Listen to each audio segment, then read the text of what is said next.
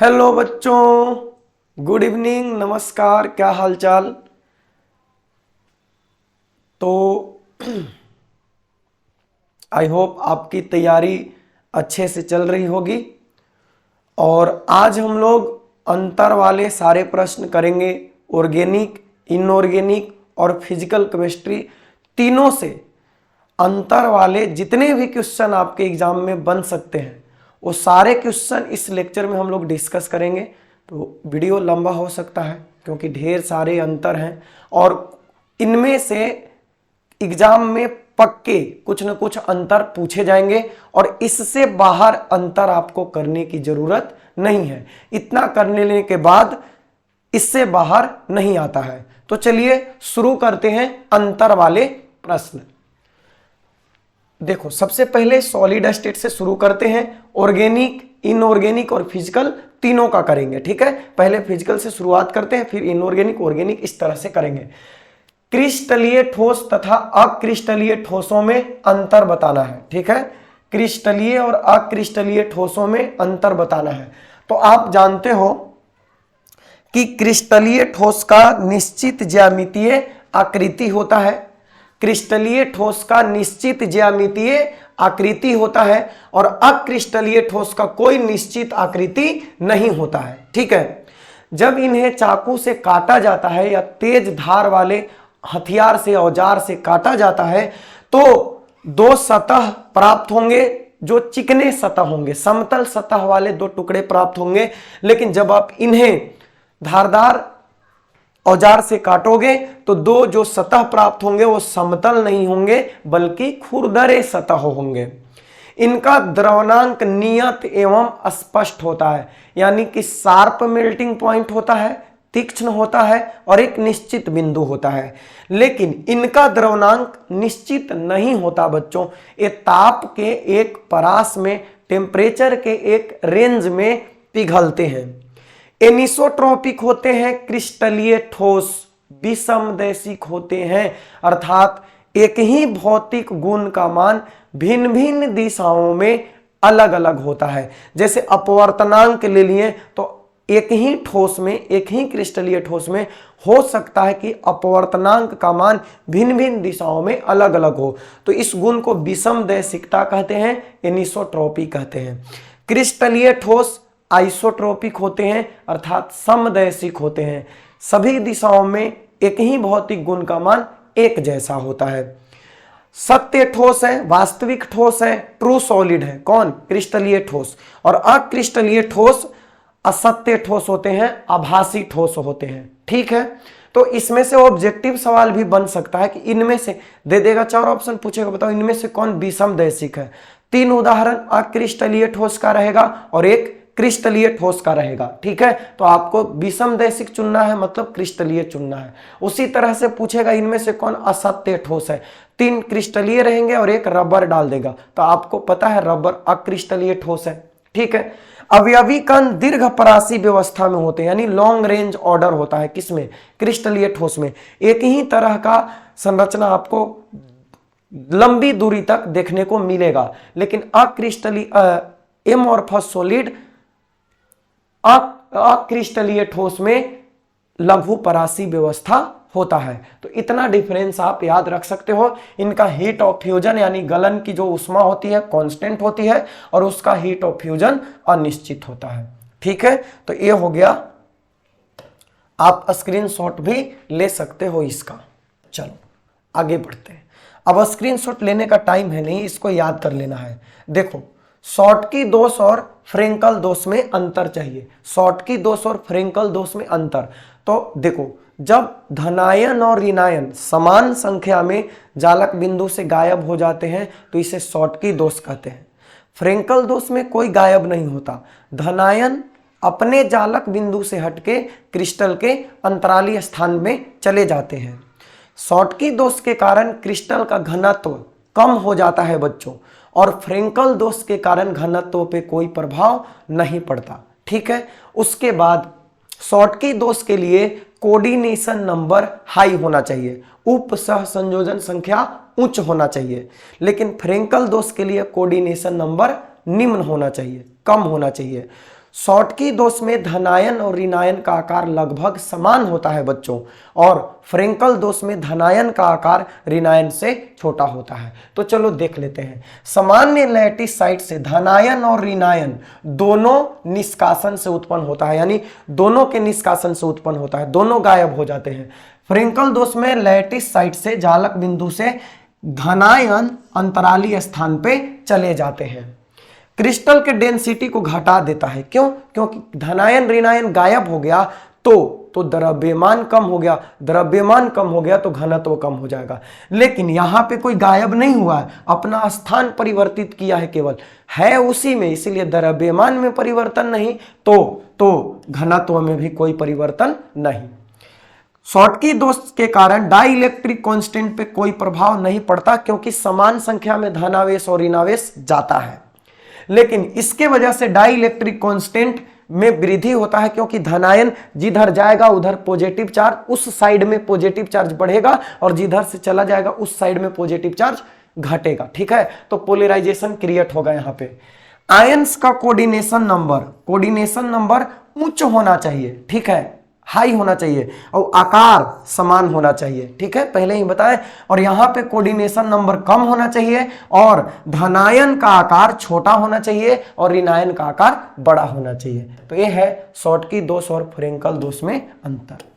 देखो next question है आदर्श एवं अनादर्श विलयन, ideal and non ideal solution. तो इसमें क्या होता है कि वैसे तनु विलयन जो हमेशा सभी ताप, सभी दाब, सभी सांद्रता पे राउल्ट बाबा के नियम का पालन करते हैं, उसे हम लोग बोलते हैं आदर्श विलयन। और वैसे विलयन जो राउल्ट के नियम का पालन नहीं करते, उसे कहते हैं अनादर्श विलयन। आदर्श विलयन के लिए एंथैल्पी में परिवर्तन शून्य होता है, आयतन में परिवर्तन शून्य होता है, वाष्प दाब में परिवर्तन शून्य होता है।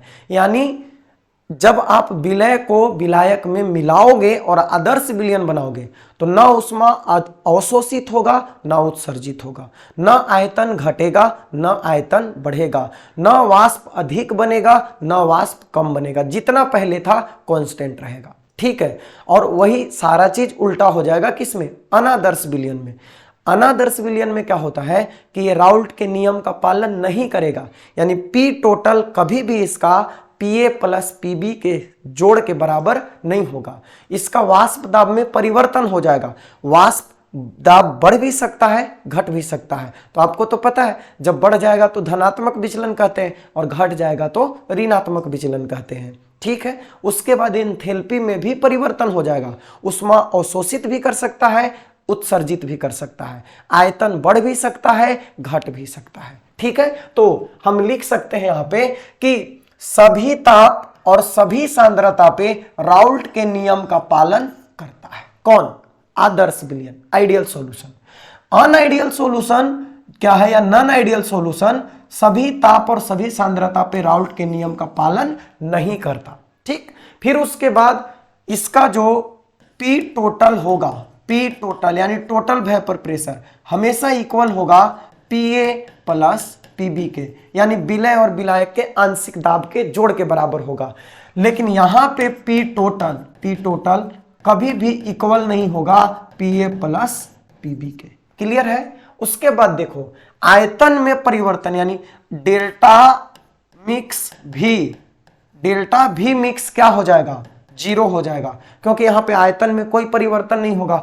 लेकिन यहाँ पे डेल्टा भी मिश्रण जो है वो जीरो नहीं होगा, आयतन बढ़ भी सकता है घट भी सकता है।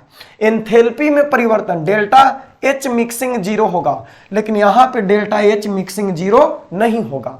फिर उसके बाद याद रखिए A और B के यानी विलय और विलायक के बीच का आकर्षण बल वही होगा जो विलय के बीच में होगा और विलायक के बीच में होगा। वही यहाँ पे ए विलय और विलायक के बीच का अन्योन्य क्रिया विलय और विलय के बराबर नहीं भी हो सकता है, विलायक और विलायक के बराबर नहीं हो सकता है। अच्छा, आदर्श विलयन जो है स्थिर क्वाथी मिश्रण नहीं बनाते, एजियोट्रोपिक मिक्सचर नहीं बनाते हैं। वही नॉन आइडियल सॉल्यूशन स्थिर क्वाथी मिश्रण यानी एजियोट्रोपिक मिक्सचर बनाते हैं। क्लियर है? ठीक है, तो ये डिफरेंस, इसमें हम बहुत ज्यादा डिटेल में जा नहीं रहे हैं कि स्थिर क्वाथी मिश्रण क्या है, ठीक है, एक एक चीज एंथैल्पी क्या है, हमें सिर्फ अंतर याद रखना है, बाकी ये चीजें आप जानते हो, ठीक है। फिर उसके बाद देखो वही धनात्मक विचलन और ऋणात्मक विचलन। तो धनात्मक विचलन ऋणात्मक विचलन में क्या होगा कि यहाँ पे जो वाष्प दाब होगा ना पी टोटल, ये ज्यादा होगा किससे, पीए प्लस पीबी से, ठीक है, वाष्प दाब ज्यादा होगा। वाष्प दाब ज्यादा कब होगा, जब ए बी के बीच का आकर्षण बल कम होगा, किससे, ए और बी के बीच का आकर्षण से, ठीक है। फिर डेल्टा एच मिक्स जो होगा यहाँ पे ग्रेटर देन 0 होगा, और डेल्टा भी मिक्स भी जो होगा वो ग्रेटर देन 0 होगा, ठीक है। क्यों भाई, क्यों, क्योंकि आकर्षण बल घट गया, तो आकर्षण बल घट गया तो आपको उष्मा देना पड़ेगा घुलाने के लिए, आकर्षण बल घट गया तो कण दूर रहेंगे तो आयतन में वृद्धि होगा, ठीक है। आकर्षण बल घट गया तो टेम्परेचर कम ही टेम्परेचर पे ज्यादा वाष्प बनेगा, ज्यादा वाष्प बनेगा तो ज्यादा वाष्प दाब लगेगा। वही है यहाँ पे ऋणात्मक विचलन वाले। तो ऋणात्मक विचलन में आकर्षण बल ए और बी के आकर्षण बल ज्यादा हो जाता है ए और ए से, बी और बी से, इसीलिए यहाँ पे जो पी टोटल है, पी टोटल वो हमेशा कम होगा पी ए प्लस पीबी से, क्योंकि आकर्षण बल बढ़ गया भाई, इंटरेक्शन बढ़ेगा तो वाष्प जल्दी नहीं बनेगा, क्योंकि स्ट्रांगली बॉन्ड हो गया तो वाष्प नहीं बनेगा, तो वाष्प दाब भी कम लगेगा, ठीक है। और उसके बाद कुछ उदाहरण दिया हुआ है धनात्मक और ऋणात्मक का, इससे भी सवाल पूछा जाता है, तो आप देख लेना इसको, ठीक है। देखो एक बार पूरा यहाँ पे दे देते हैं ताकि स्क्रीनशॉट ले सको। चलो ठीक है, आगे बढ़ते हैं। देखो ईएमएफ और सेल पोटेंशियल के बीच में, यानी ई है विद्युत वाहक बल, विद्युत वाहक बल, और ये है सेल विभव, सेल विभव या विभवांतर इसको बोलते हैं, सेल पोटेंशियल भी इसको बोलते हैं, सेल पोटेंशियल भी बोलते हैं, ठीक है। तो विद्युत वाहक बल और सेल पोटेंशियल में पूछा जा सकता है अंतर। तो देखो अर्ध सेलों का विभवांतर जब परिपथ खुला हो या विद्युत प्रवाह नहीं होता हो, विद्युत वाहक बल उस पोटेंशियल डिफरेंस को बोलते हैं जब सर्किट ओपन हो, यानी सेल वर्क नहीं कर रहा हो, सेल काम नहीं कर रहा हो, सेल में विद्युत धारा का प्रवाह नहीं हो रहा हो, उस समय जितना पोटेंशियल डिफरेंस होता है, उस समय जितना विद्युत विभव होता है, उसी को विद्युत वाहक बल कहते हैं। लेकिन जब सेल चालू स्थिति में हो, उससे विद्युत धारा का प्रवाह हो रहा हो, तो उस टाइम जो विभवांतर होता है उसी को हम लोग सेल विभव कहते हैं। उस टाइम जो सेल पोटेंशियल होता है उसी को सेल पोटेंशियल बोलते हैं, ठीक है। लेकिन ये कब का सेल पोटेंशियल है, ये तब का है जब सर्किट ओपन है और विद्युत धारा का प्रवाह नहीं हो रहा। फिर देखो ईएमएफ मैक्सिमम वोल्टेज है that can be obtained by the any cell, यानी किसी सेल के द्वारा प्राप्त होने वाला अधिकतम विभव किसके बराबर होता है, विद्युत वाहक बल के। सेल से प्राप्त अधिकतम विभव विद्युत वाहक बल होता है, लेकिन ये हमेशा सेल विभव हमेशा अधिकतम विभव से कम होता है। यह स्टेडी करंट प्रवाह के लिए उत्तरदायी होता है। तो स्टेडी करंट के लिए रिस्पॉन्सिबल कौन होता है, विद्युत वाहक बल, लेकिन ये स्टेडी करंट के लिए रिस्पॉन्सिबल नहीं होता है सेल पोटेंशियल। अच्छा इसको आप स्किप करो तो इसको लिख सकते हो, 2 नंबर का आएगा तो 3 गो, बढ़िया है।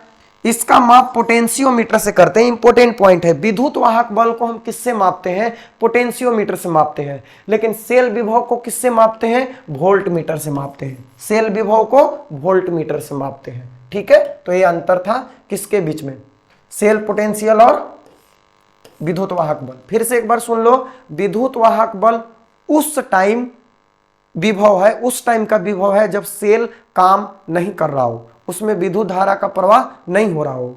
लेकिन सेल विभव उस टाइम का पोटेंशियल डिफरेंस है जब सेल वर्क कर रहा हो। विद्युत वाहक बल मैक्सिमम वोल्टेज है जो किसी सेल से प्राप्त हो सकता है, लेकिन सेल विभव या पोटेंशियल डिफरेंस हमेशा मैक्सिमम वोल्टेज से कम होता है। सेल विभव को हम लोग विद्युत वाहक बल को पोटेंशियोमीटर से मापेंगे और ई सेल को किससे मापेंगे, वोल्ट मीटर से। स्टेडी करंट के लिए रिस्पॉन्सिबल कौन है, विद्युत वाहक बल, लेकिन वो जो सेल विभव है वो स्टेडी करंट के लिए रिस्पॉन्सिबल नहीं है। नेक्स्ट देखो, मेटॉलिक कंडक्शन एंड इलेक्ट्रोलाइटिक कंडक्शन। ठीक है, तो देखो चालक दो प्रकार के होता है, हम जानते हैं, धातुई चालक और विद्युत अपघट्य होते हैं। तो याद रखना, मेटॉलिक कंडक्शन में विद्युत धारा का प्रवाह, धातुई चालक में या धातुओं में विद्युत धारा का प्रवाह इलेक्ट्रॉनों के प्रवाह के कारण होता है।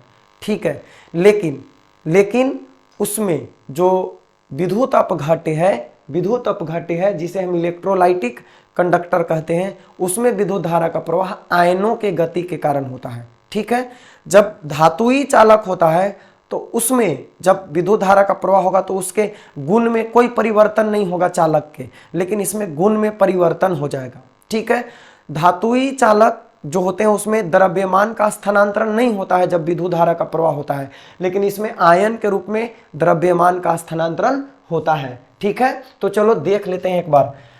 इसमें धातुई चालक ये क्या है एक्चुअल में, ये है बच्चों धातुई चालक। धातुई चालन, कंडक्शन है तो चालन, कंडक्टर रहता तो चालक। और ये है विद्युत अपघट्य, विद्युत अपघटनी या विद्युत अपघट्य चालन। ठीक है, विद्युत अपघट्य चालन।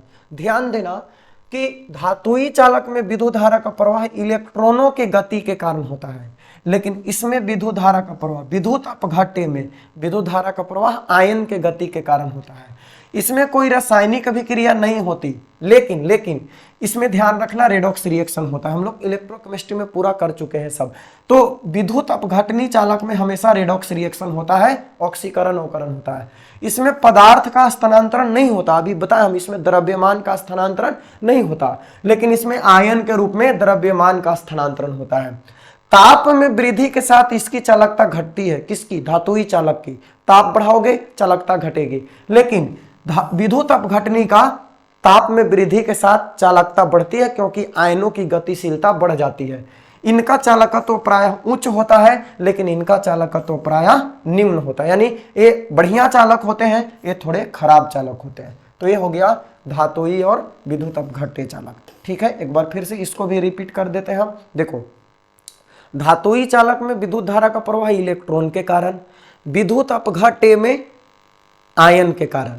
धातुई चालक में ताप बढ़ाओगे चालकता घटेगी, विद्युत अपघट्य में ताप बढ़ाओगे चालकता बढ़ेगी। ठीक है, धातुई चालक में कोई रासायनिक अभिक्रिया नहीं होता, लेकिन विद्युत अपघट्य चालक में रेडॉक्स रिएक्शन होता है। धातुई चालक में पदार्थ का स्थानांतरण नहीं होता, लेकिन विद्युत अपघट्य में यानी अम्ल, क्षार, लवण के जलीय विलयन में, वही तो विद्युत अपघट्य है, उनमें आयन के रूप में द्रव्यमान का स्थानांतरण होता है। नेक्स्ट क्वेश्चन, गैल्वेनी सेल तथा विद्युत अपघटनी सेल में क्या अंतर है?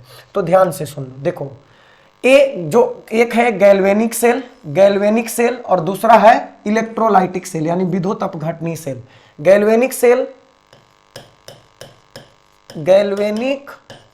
सेल, ठीक है, अंतर पूछा जाता है। और यह है विद्युत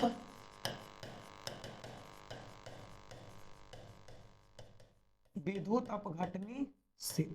ठीक है, विद्युत अपघटनी सेल। देखो बच्चों, इससे ना खाली अंतर वाला ही क्वेश्चन सोल्व नहीं होगा।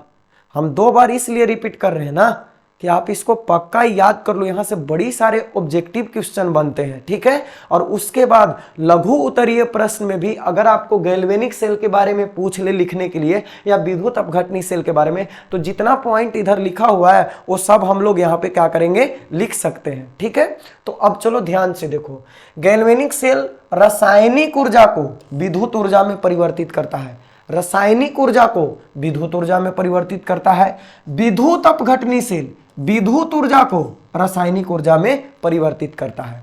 ठीक है, गैल्वेनिक सेल जब भी बोला जाए ना तो आप समझना, घरों में जो हम लोग बैटरी वगैरह यूज करते हैं ना, तो हमेशा रासायनिक ऊर्जा को विद्युत ऊर्जा में परिवर्तित करता है, और ये हमेशा विद्युत ऊर्जा को रासायनिक ऊर्जा में परिवर्तित करता है। अब इसमें देखो, गैल्वेनिक सेल में ट्रिक आपको हम बताए थे ना, लॉन लेफ्ट में ऑक्सीडेशन होता है, ऑक्सीडेशन ए नोड पे होता है और ए नोड निगेटिव होता है। तो गैल्वेनिक सेल में ए नोड क्या होगा, निगेटिव होगा, और कैथोड पॉजिटिव होगा, कैथोड पॉजिटिव होगा। ठीक है, और विद्युत अपघटनी सेल में एनोड पॉजिटिव होगा और कैथोड निगेटिव होगा। ठीक है, उसके बाद देखो यहां पे एनोड पे हमेशा वो ई छोड़ दो, यहां पे आप कंसीडर मत करो इसको, एक कंफ्यूज करेगा आपको। ठीक है, सीधे यहां पे आते हैं। आयंस केवल कैथोड पर विसर्जित होते हैं। आयंस कहां पे डिस्चार्ज होते हैं? सिर्फ कैथोड पे। एनोड टूटता है और कैथोड पे जाके जमा होते हैं। आयंस इसमें इलेक्ट्रोड्स पे यानी एनोड और कैथोड दोनों पे जमा होते हैं। ठीक है, दोनों हाफ सेल साल्ट ब्रिज या पोरस पार्टीशन यानी छिद्रयुक्त अंतर से जुड़े होते हैं, क्योंकि भिन्न भिन्न कंपार्टमेंट में स्थित रहते हैं और दोनों हाफ सेल एक ही कंपार्टमेंट में हिस्सा रखते हैं। ठीक है, चलो हम एक बार खुद से इसका सब एनालाइज करवा देते हैं। ठीक है चलो देखो, ध्यान से देखना, गैल्वेनिक सेल और विद्युत अपघटनी सेल। गैल्वेनिक सेल रासायनिक ऊर्जा को विद्युत ऊर्जा में परिवर्तित करते हैं, रासायनिक ऊर्जा को विद्युत ऊर्जा में परिवर्तित करते हैं। ठीक है, और विद्युत अपघटनी सेल विद्युत ऊर्जा को रासायनिक ऊर्जा में, विद्युत अपघटनी यानी विद्युत को अपघटित, विद्युत के द्वारा अपघटन होता है वहां पे, वो विद्युत ऊर्जा को रासायनिक ऊर्जा में परिवर्तित करता है। फिर उसके बाद गैल्वेनिक सेल में एनोड ऋणात्मक कैथोड धनात्मक होता है, विद्युत अपघटनी सेल में एनोड धनात्मक कैथोड ऋणात्मक होता है। गैल्वेनिक सेल में लवण सेतु का जरूरत पड़ता है, साल्ट ब्रिज का, दोनों हाफ सेल को कनेक्ट करने के लिए, लेकिन विद्युत अपघटनी सेल में किसी प्रकार के लवण सेतु या सेमी परमिएबल मेम्ब्रेन इस सब का जरूरत नहीं पड़ता है। ठीक है, अब देखो यहां पे थोड़ा सा एक पॉइंट है जो याद रखना, एग्जाम में आ सकता है, डिफरेंस नहीं है, इंपॉर्टेंट पॉइंट है, तो हम सोचे यहां पे लिख ले लेते हैं इसको, इंपॉर्टेंट एग्जाम में आ सकता है। देखो, अभिक्रिया के प्रकार, अगर अभिक्रिया स्वतः होगी यानी स्पॉन्टेनियस, अक्सर एग्जाम में यहां से सवाल पूछा जाता है, अगर रिएक्शन स्पॉन्टेनियस होगा, स्वतः होगा, तो हमेशा डेल्टा जी क्या होगा बच्चों? निगेटिव होगा। डेल्टा जी मुक्त ऊर्जा क्या होगा? निगेटिव होगा, मुक्त ऊर्जा में परिवर्तन ऋणात्मक होगा। और ई का मान यानी सेल पोटेंशियल का मान, ईएमएफ का मान हमेशा पॉजिटिव होगा और सेल कैसा होगा? गैल्वेनिक सेल होगा। ये पॉइंट एकदम मस्ट याद रखना है। ठीक है, अगर रिएक्शन खुद से होगा, स्वतः अभिक्रिया होगी तो डेल्टा जी निगेटिव होगा। ठीक है, और ई सेल क्या होगा? पॉजिटिव होगा, और सेल कैसा होगा? गैल्वेनिक सेल होगा। ठीक है, फिर उसके बाद देखो, अस्वतः प्रवर्तित यानी खुद से नहीं होता है, नॉन स्पॉन्टेनियस, तो नॉन स्पॉन्टेनियस में डेल्टा जी पॉजिटिव होगा, उल्टा, लेकिन ई सेल निगेटिव होगा और सेल कैसा होगा? विद्युत अपघटनी सेल होगा। ठीक है, और साम्यावस्था इक्विलिब्रियम पे तो हम जानते हैं कि क्या हो जाता है? सेल पोटेंशियल जीरो, तो डेल्टा जी जीरो हो जाएगा, ई सेल भी जीरो हो जाएगा, और कैसा बैटरी होगा? खाली बैटरी होगा। कैसा होगा? खाली बैटरी होगा। ठीक है, तो इस तरह से रिलेशन याद रखना है। अगर रिएक्शन स्पॉन्टेनियस होगा, स्वतः होगा, तो डेल्टा जी निगेटिव होगा, ई सेल पॉजिटिव होगा। अगर नॉन स्पॉन्टेनियस होगा, स्वतः परिवर्तित नहीं होगा रिएक्शन, तो डेल्टा जी पॉजिटिव होगा, ई सेल निगेटिव होगा। और अगर इक्विलिब्रियम पे होगा, साम्यावस्था पे, तो ई सेल का मान जीरो होगा। ठीक है, और डेल्टा जी का मान भी जीरो होगा। इंपॉर्टेंट फैक्ट था, देख लिए इसको। फिर उसके बाद देखो, कुछ मात्रक है यहां पे, इसको भी देखना है। चालकत्व तो आप जानते हो जी, या इसको हम सी से रिप्रेजेंट करते हैं, तो सी इक्वल टू होता है 1/r, यानी प्रतिरोध का व्युत्क्रम होता है। तो ये इसलिए लिखा हुआ है कि आप इसका स्क्रीनशॉट ले लो, और लेने के बाद ऐसे कॉपी में तो सारा चीज पढ़ाया हुआ है, यूनिट पूछा जाता है। चालकत्व का मात्रक क्या है? पर ओम या सीमेंस होता है। ठीक है, विशिष्ट चालकत्व स्पेसिफिक कंडक्टेंस का मात्रक क्या होता है? पर ओम सेंटीमीटर स्क्वायर या सीमेंस पर मीटर होता है, सीमेंस सेंटीमीटर स्क्वायर होगा। ठीक है, तो ये हो गया। उसके बाद तुल्यांकी चालकता सीमेंस, इसके बाद सेंटीमीटर का और माइनस सेंटीमीटर स्क्वायर होगा। ठीक है, पर ओम को ही सीमेंस बोला जाता है, ठीक है, सीमेंस बोलते हैं, तो वहां पे सेंटीमीटर स्क्वायर होगा। तुल्यांकी चालकता के बारे में पूछा जाएगा तो यहाँ पे पर ओम सेंटीमीटर स्क्वायर पर इक्विवेलेंट होता है। मोलर चालकता के बारे में पूछा गया, पर ओम सेंटीमीटर स्क्वायर पर मोल होगा, पर ओम सेंटीमीटर स्क्वायर पर मोल होगा, या मीटर में भी लिख सकते हो, जिसमें दिया हुआ है उस हिसाब से। और कब क्या होता है वो सारा चीज है, तो इंपॉर्टेंट फैक्ट है, इसको एक बार देख लेना, ठीक है। चलो अब देखो यहां पे थोड़ा सा इसमें भी सवाल पूछा जाता है, इसको भी देख लेना। पिघला हुआ NaCl है, मोल्टेन NaCl जिसको हम कहते हैं, क्या कहते हैं, मोल्टेन NaCl। सर क्या आप अंतर पढ़ा रहे थे, सब क्या आ गया, अंतर करेंगे बच्चों, लेकिन ये सब इंपॉर्टेंट पॉइंट है, ठीक है, इसके लिए अलग से थोड़ी ना वीडियो बनाने जाएंगे हम, तो इसमें जो जो इंपॉर्टेंट फैक्ट था हम शामिल कर लिए हैं। तो मोल्टेन NaCl है ना, तो कैथोड पे सोडियम मिलेगा, एनोड पे क्लोरीन मिलेगा, सारा कुछ हम लोग डिस्चार्ज पोटेंशियल वगैरह कर लिए हैं क्लास में, ठीक है। और मेन यही याद रखना कि कैथोड पे सोडियम और एनोड पे क्लोरीन मिलेगा। अगर एक्वस NaCl है, जलीय, तो आपको कैथोड पे हाइड्रोजन मिलेगा और एनोड पे क्लोरीन मिलेगा। अगर डाइल्यूट H2SO4 है तो कैथोड पे हाइड्रोजन, एनोड पे ऑक्सीजन मिलेगा। और कंसंट्रेटेड H2SO4 है तो कैथोड पे हाइड्रोजन और एनोड पे आयन मिलेगा सल्फर का, ठीक है। तो इस तरीके से इसको भी ध्यान रखना।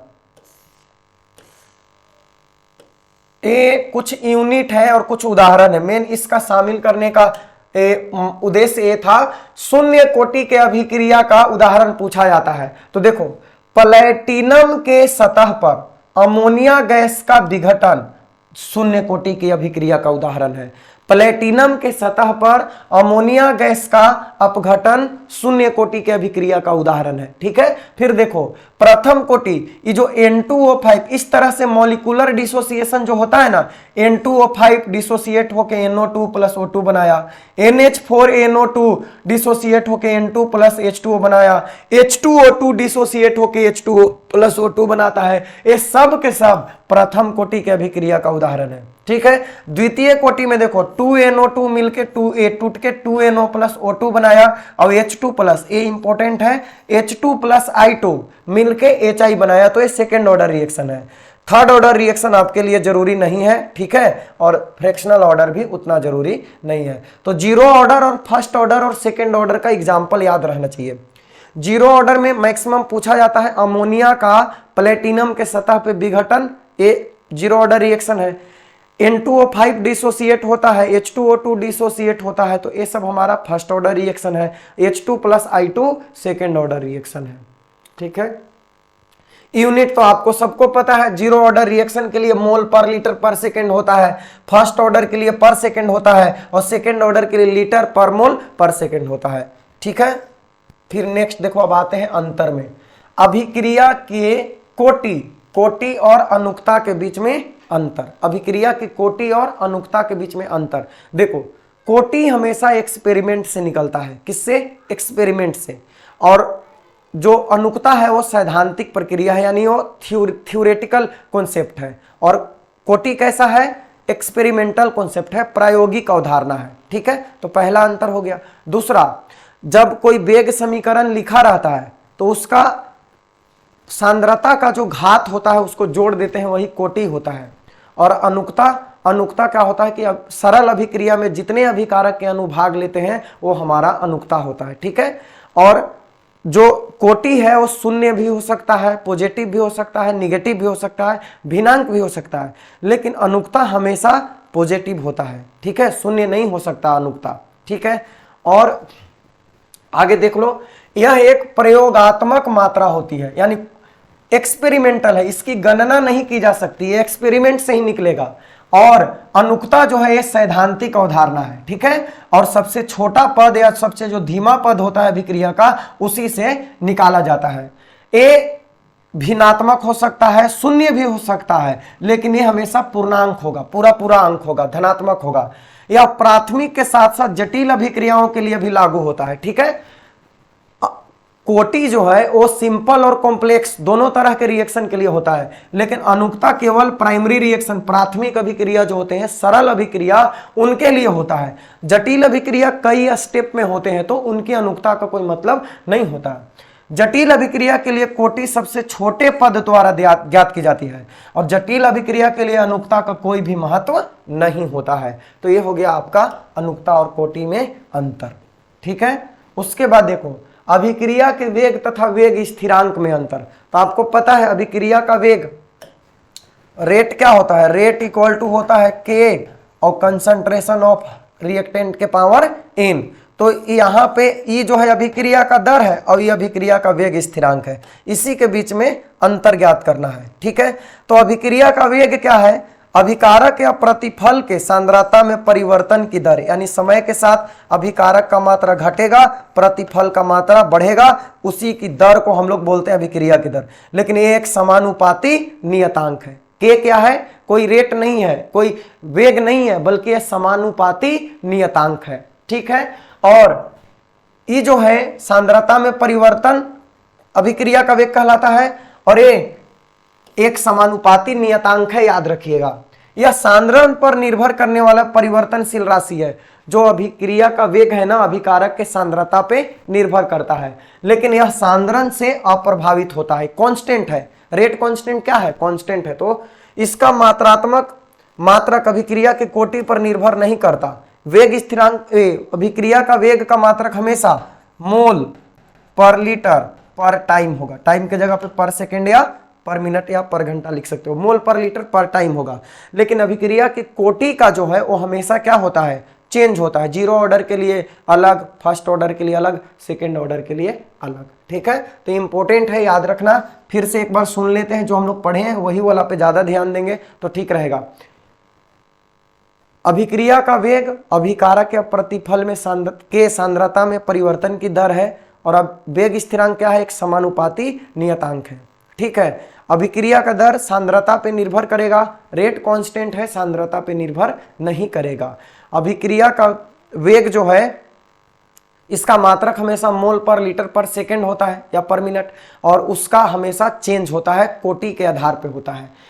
कुछ रिएक्शन है उसके लिए इंटीग्रेटेड रेट इक्वेशन और रेट लॉ इक्वेशन दिया हुआ है। ठीक है, तो ये आपको याद कर लेना है। ठीक है, तो देखो ध्यान से, हमको पता है ई रिएक्शन है, आर प्रोडक्ट बना रहा है, जीरो ऑर्डर का है, तो जीरो ऑर्डर का है तो रेट इक्वल टू के आर के पावर जीरो होगा, तो रेट हमेशा रेट कांस्टेंट के बराबर हो जाएगा। तो ऑब्जेक्टिव में ये भी पूछा जाता है किस प्रकार के अभिक्रिया के लिए वेग और वेग स्थिरांक का मान बराबर होता है, तो किसके लिए होता है, जीरो ऑर्डर के लिए होता है। अब इसका जो रेट क्या है, रेट कांस्टेंट ओ R naught concentration minus R concentration by t होता है, वही लिखा हुआ है। ठीक है, उसके बाद देखो प्रोडक्ट ये फर्स्ट ऑर्डर रिएक्शन है तो रेट बराबर के आर के पावर 1 होगा। अब इसका इंटीग्रेटेड रेट इक्वेशन के equal to 2.303/t log R naught का कंसंट्रेशन बाई आर का कंसंट्रेशन। फिर सेकेंड ऑर्डर के लिए रेट के आर के पावर 2 होगा, जितना ऑर्डर है आर का पावर उतना, और इसका आता है 1/t 1/r minus 1/r note होता है। ठीक है, तो हमारे लिए इतना ही इंपॉर्टेंट है, बाकी आप आगे देख सकते हो, सब कुछ लिख दिए हैं। ठीक है, तो ये फॉर्मूला है, अगर पूरा याद रख सको तो बहुत बढ़िया है, नहीं तो कम से कम सेकेंड ऑर्डर तक तो याद ही रखना। फिर देखो अब आते हैं लास्ट चैप्टर फिजिकल केमिस्ट्री का, यह है अधिशोषण और अवशोषण। अधिशोषण और अवशोषण, तो देखो अधिशोषण हमेशा पृष्ठ पर होता है, पृष्ठीय घटना है, सरफेस फिनोमिना है, लेकिन अवशोषण इंटीरियर पार्ट में यानी आंतरिक भाग में भी होता है, और यह एक बल्क फिनोमिना है, यानी स्थूल प्रक्रिया है। यह अधिशोषक के आंतरिक भाग में भी होता है, लेकिन अधिशोषण हमेशा पृष्ठ पे। इसमें एडजोर्बेट यानी अधिशोषित पदार्थ जो किसी ठोस के सतह पे जाके जमा होते हैं, उनका वितरण पृष्ठ तथा अंतःस्थ में असमान होता है, यानी पृष्ठ पे अधिक होता है, आंतरिक भाग में नहीं के बराबर होता। बट इसमें क्या होता है कि पृष्ठ पे और अंतःस्थ दोनों में समान होता है। अधिशोषित पदार्थ पृष्ठ पे भी जमा हो जाते हैं, आंतरिक भाग में भी समा जाते हैं। प्रारंभ में अधिशोषण दर उच्च तथा साम्यावस्था में कम होता है, यानी अधिशोषण की दर शुरुआत में अधिक होती है लेकिन समय के साथ फिर घटती है, पर अवशोषण का दर हमेशा कांस्टेंट होता है, यानी एक समान होता है। तो ये अधिशोषण और अवशोषण में अंतर है। बच्चों कहने को तो केवल ये अंतर वाले प्रश्न है, लेकिन आपका पूरा तीनों ऑर्गेनिक, फिजिकल और इनऑर्गेनिक समझ लो एक बार पूरा रिवीजन हो जा रहा है, क्योंकि अंतर बहुत सारे हैं, हर एक टॉपिक में है। तो एक तरह से चैप्टर का रिवीजन भी हो रहा है और डायरेक्टली यहां से देखना सवाल आएगा जब आप एग्जाम देके आओगे, फिर हम यहां पे बताएंगे कि देखो कैसे एक दिन के क्लास से कितना क्वेश्चन आया। देखो ए वीवीआई मतलब जितना भी डिफरेंस हम इसमें लाए हैं उसमें कोई ये मत सोचना कि ये ज्यादा वीवीआई है और वो कम है, सारी के सारी इंपोर्टेंट है, कोई भी आ सकता है। ठीक है, चलो। और ऑब्जेक्टिव सवाल तो देखना भर भर के आएंगे, पूरा लेक्चर एक बार देख लो। बोले वीडियो लंबा होगा, फिजिकल अब खत्म होने वाला है, इनऑर्गेनिक में ज्यादा अंतर नहीं है, फिर ऑर्गेनिक में करेंगे, ज्यादा फिजिकल में ही था। ठीक है, देखो भौतिक अधिशोषण और रासायनिक अधिशोषण यानी फिजिजोर्प्शन और केमिजोर्प्शन के बीच में अंतर पूछ रहा है। ठीक है, फिजिजोर्प्शन और केमिजोर्प्शन के बीच में यह वांडरवाल बलों के कारण उत्पन्न होता है। तो भौतिक अधिशोषण में कौन सा बल काम करता है? वांडरवाल बल काम करता है। और रासायनिक अधिशोषण में रासायनिक बंधन बन जाता है, यानी केमिकल बॉन्ड बन जाता है। हम लोग जानते हैं यह प्रकृति में विशिष्ट नहीं है। विशिष्ट नहीं है का मतलब कि कोई भी गैस किसी भी ठोस के सतह पे अधिशोषित हो सकता है, भौतिक अधिशोषण हो सकता है, लेकिन ये अति विशिष्ट होता है, मतलब कोई भी किसी पे जमा नहीं हो जाएगा भाई। गैस उसी ठोस पे, उसी अधिशोषक पे जमा होगा जिसके साथ वो रासायनिक अभिक्रिया कर सके। ठीक है, यह उत्क्रमणीय होता है, मतलब जमा हुआ हटा, जमा हुआ हटा, प्रक्रिया चलते रहेगा। लेकिन यह अनुत्क्रमणीय है, अनुत्क्रमणीय, एक बार अधिशोषण हो गया तो हो गया, फिर दोबारे उसको हटा नहीं सकते। यह गैस की प्रकृति पर निर्भर करता है। अधिक आसानी से द्रवणीय गैस सहजता से अधिशोषित हो जाते हैं, मतलब वैसे गैस जो आसानी से लिक्विफाइड होते हैं, आसानी से द्रव में परिवर्तित हो जाते हैं, वो आसानी से अधिशोषित हो जाते हैं। किसमें? भौतिक अधिशोषण में। लेकिन रासायनिक अधिशोषण का लिक्विफिकेशन से कोई लेना देना नहीं है, वही अधिशोषण करेंगे जो आसानी से रासायनिक अभिक्रिया कर सकते हैं।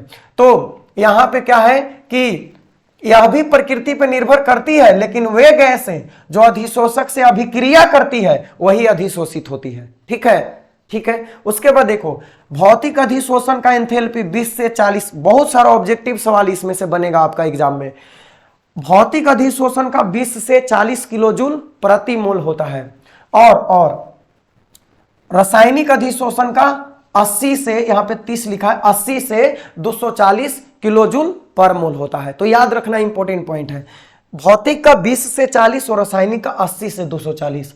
अधिशोषण के लिए निम्न ताप, लो टेम्परेचर पे बढ़िया होता है, ताप बढ़ने पे घटेगा, लेकिन रासायनिक अधिशोषण में जितना ताप रहेगा उतना बढ़िया रहेगा। ठीक है, इसमें सुपरेक्ष सक्रियण ऊर्जा की आवश्यकता नहीं होती। देखो सुपरेक्ष नहीं बुझा रहा, छोड़ दो, सक्रियण ऊर्जा की आवश्यकता नहीं पड़ती। ठीक है, क्योंकि इसमें भाई रिएक्शन होना ही नहीं है, तो एक्टिवेशन एनर्जी क्यों चाहिए, लेकिन यहां पे रिएक्शन होना, इसलिए यहां पे सक्रियण ऊर्जा चाहिए। ठीक है, यह पृष्ठीय क्षेत्रफल पर निर्भर करता है, पृष्ठीय क्षेत्रफल के बढ़ने पर बढ़ता है। लेकिन रासायनिक अधिशोषण, देखो यहां पे ये हमें डिफरेंस में जब बात आएगा तो यहां तो कंपैरिजन हो गया, ये भी क्या होगा, क्षेत्रफल बढ़ने पे बढ़ेगा।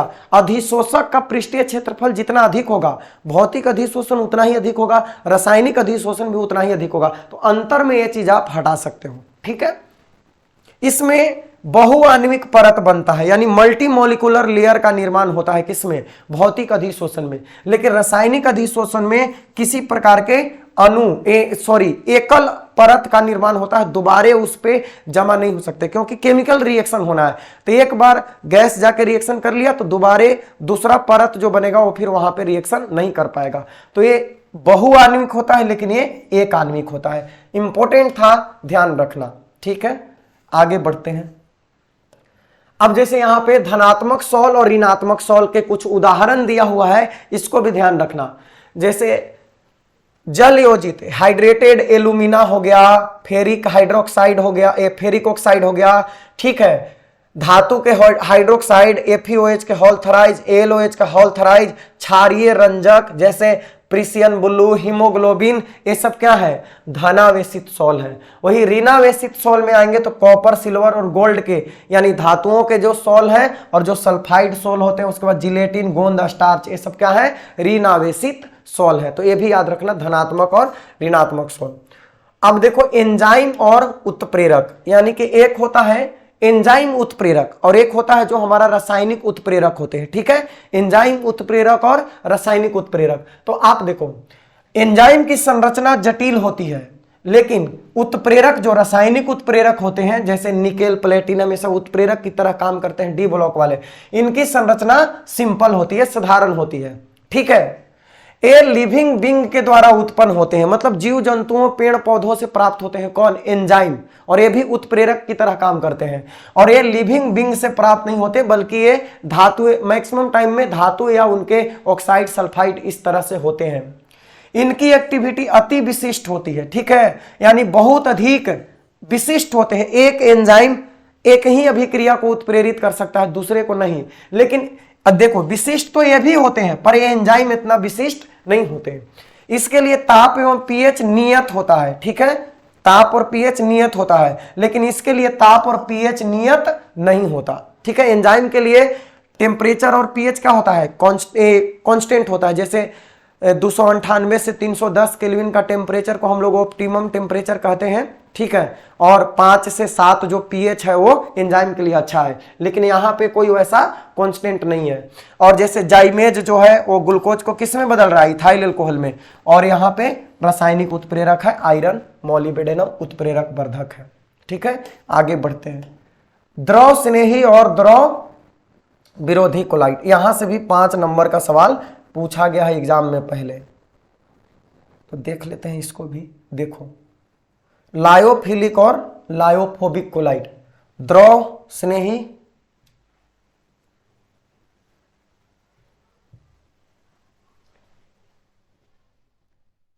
कहां चला गया भाई, तो यहां पे चलो देखते हैं। द्रव स्नेही और द्रव विरोधी यानी lyophilic and lyophobic colloid, lyophilic and lyophobic colloid. तो बनाने का ढंग क्या है, बनाने का ढंग देखो, द्रव स्नेही कोलाइड जो है सीधे मिश्रण कर सरलता से बनाए जा सकते हैं। यानी क्या करो कि जो परिक्षिप्त प्रवस्था और परिक्षेपण माध्यम, कोलाइड में 2 चीज होते हैं, एक जो परिक्षेपण माध्यम जो विलायक की तरह काम करता है और परिक्षिप्त प्रवस्था जो विलय की तरह, तो दोनों को आपस में मिलाकर बढ़िया से हिला दो, आपका लायोफिलिक तैयार, ठीक है। लेकिन लायोफोबिक कोलाइड बनाने का विशिष्ट विधियां होते हैं, अलग अलग तरह का विधि होते हैं, ठीक है। इनकी प्रकृति जो लायोफिलिक कोलाइड होते हैं उत्क्रमणीय होते हैं, उत्क्रमणीय, लेकिन लायोफोबिक कोलाइड अनुत्क्रमणीय होते हैं, ठीक है। लायोफिलिक कोलाइड का जो कण है वो अति सूक्ष्म अल्ट्रा माइक्रोस्कोप से भी दिखाई नहीं पड़ते हैं, लेकिन इनके कण बड़े होते हैं और लायोफोबिक के और ये अल्ट्रा माइक्रोस्कोप से दिखाई पड़ते हैं। ये स्वयं ही अस्थाई होते हैं, यानी इसमें किसी भी अलग से कोई चीज की जरूरत नहीं होती, खुद ही स्टेबल होते हैं। लेकिन ये अस्थाई होते हैं और अस्थायित्व के लिए अल्प मात्रा में विद्युत अपघट्य का प्रयोग किया जाता है, जिसको अस्थाई कारक स्टेबलाइजर के नाम से जाना जाता है। तो लायोफिलिक कोलाइड अस्थाई होते हैं और एक खुद से अस्थाई नहीं होते, इसलिए बाहर से अस्थाई कारक मिला जाता है। विद्युत अपघट्य का प्रभाव, तो देखो चार्ज इस पे कम होता है, तो चार्ज कम होता है तो कम मात्रा में अगर विद्युत अपघट्य मिलाओगे तो कोई प्रभाव नहीं पड़ेगा, लेकिन बहुत अधिक मात्रा में मिलाओगे तो फिर स्कंदित हो जाएगा, नीचे बैठ जाएगा। लेकिन अगर इसमें थोड़ा सा ही इलेक्ट्रोलाइट मिला दो तो इसका अवक्षेपण हो जाएगा, स्कंदन हो जाएगा, ठीक है।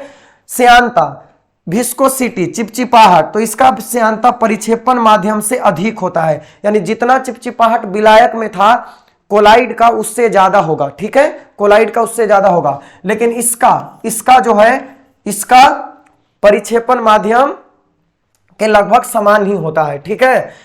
टिंडल प्रभाव, प्रकाश का प्रकीर्णन कम होता है इससे, किससे, लायोफिलिक से, यानी टिंडल प्रभाव माने बहुत ज्यादा दिखाई नहीं पड़ेगा, लेकिन लायोफोबिक में टिंडल प्रभाव बहुत अधिक दिखाई पड़ेगा, लेकिन होगा दोनों में, ठीक है। जल योजन, तो विलायक के प्रति आकर्षण बहुत अधिक होता है, इसलिए जलयोजित होते हैं, ठीक है, जल में आसानी से घुल मिल जाएंगे। अब विलायक के प्रति विकर्षण कम होता है तो जलयोजित नहीं होंगे, यानी जल्दी से जल के मॉलिक्यूल के साथ कंबाइन नहीं होंगे। तो ये हो गया लायोफिलिक और लायोफोबिक। फिर से एक बार देख लो, साधारण विधि से बनाया जा सकते हैं, स्पेशल विधि है इनका। इसको माइक्रोस्कोप से भी नहीं देख सकते लायोफिलिक को, इसके कण को माइक्रोस्कोप से देख सकते हैं। ये स्टेबल होते हैं, ये थोड़ा कम स्टेबल होते हैं, ठीक है। इसमें इलेक्ट्रोलाइट मिलाओगे तो बहुत ज्यादा जल्दी स्कंदित नहीं होगा, ढेर सारा मिलाना पड़ेगा, बट इसमें थोड़ा सा मिला दो स्कंदित हो जाएगा। इसकी श्यानता बहुत अधिक होती है, पर इसकी श्यानता विलायक के बराबर होती है। तो ये सब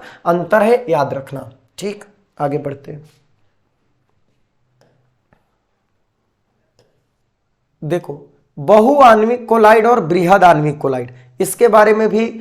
बहुआण्विक मतलब ढेर सारे अणु आपस में मिलके और कोलाइड का निर्माण किए हैं, और बृहद आणविक मतलब कि बड़े अणु जैसे प्रोटीन, स्टार जो बहुलक होते हैं उसके टूटने से बनने वाला कोलाइड होता है। देखो, विलीन करने पर किसी पदार्थ के बहुत सारे परमाणु या लघु अणु, छोटे छोटे अणु एकत्रित होकर एक बड़े पुंज का निर्माण करते हैं, जिसका जो व्यास होता है वो कोलाइडी सीमा में होता है, यानी 1 नैनोमीटर से 1000 नैनोमीटर के बीच होता है। तो इसको हम कहते हैं बहुआण्विक कोलाइड। ढेर सारे अणु मिलके कोलाइडी आकार का निर्माण कर लिए, बहुआण्विक। और बृहद आणविक में क्या होता है कि जैसे बहुलक होते हैं, प्रोटीन, स्टार्च, बड़े बड़े अणु, वो टूटते हैं और टूटने के बाद ढेर सारे छोटे छोटे अणु का निर्माण करते हैं, जिनका आकार कोलाइडी रेंज में होता है, ठीक है। तो उसको हम बोलते हैं बृहद आणविक कोलाइड। अब उदाहरण के लिए ये सब गोल्ड सॉल हो गया, सल्फर सॉल हो गया, A60, देखो सल्फर के 8 परमाणु मिलकर बना रहा है। और इसमें प्राकृतिक वाले जितने भी, जैसे स्टार्च, सेलुलोज, प्रोटीन, एंजाइम, मानव निर्मित बृहदाणु जैसे पॉलीथीन, नाइलॉन, पॉलीस्टाइरीन, संश्लेषित रबर, ये सब बृहद आणविक कोलाइड के उदाहरण है। तो इस तरह से बच्चों हमारा फिजिकल केमिस्ट्री हो गया कंप्लीट। फिजिकल केमिस्ट्री का जितने भी डिफरेंस हो सकते थे वो सारे हमने डिस्कस कर लिए। अब इससे बाहर आपके एग्जाम में नहीं आएगा फिजिकल केमिस्ट्री से डिफरेंस वाला क्वेश्चन।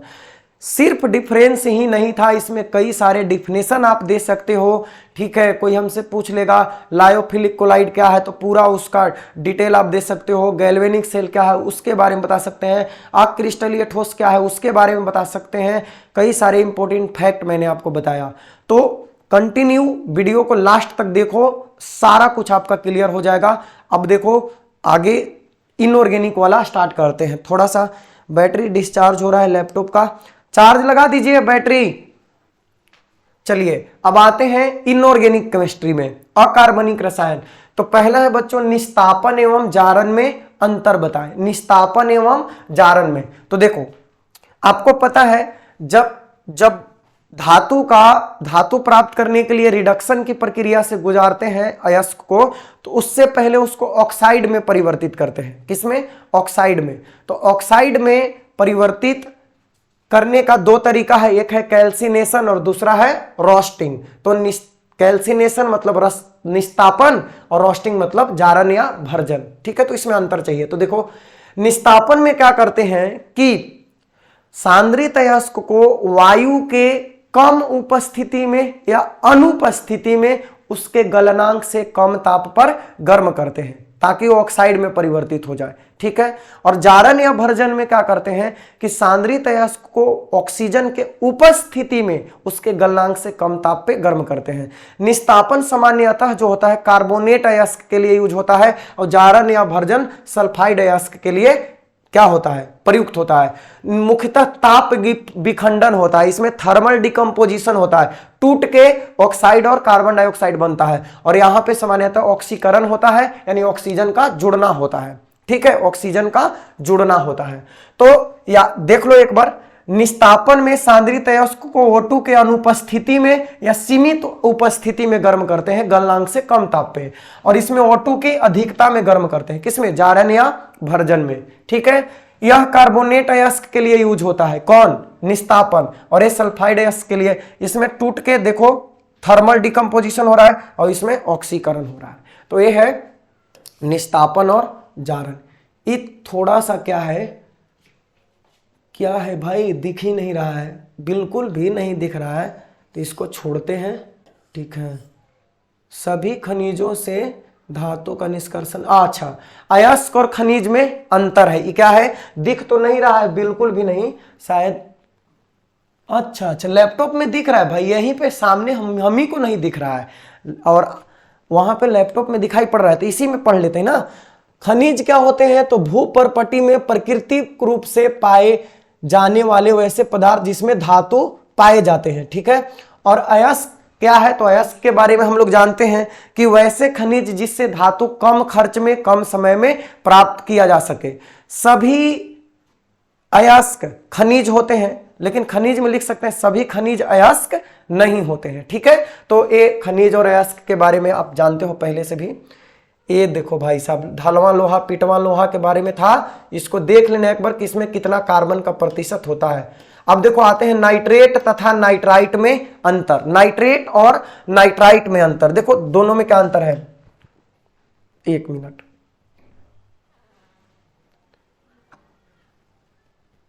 चार्ज में लगा दीजिए।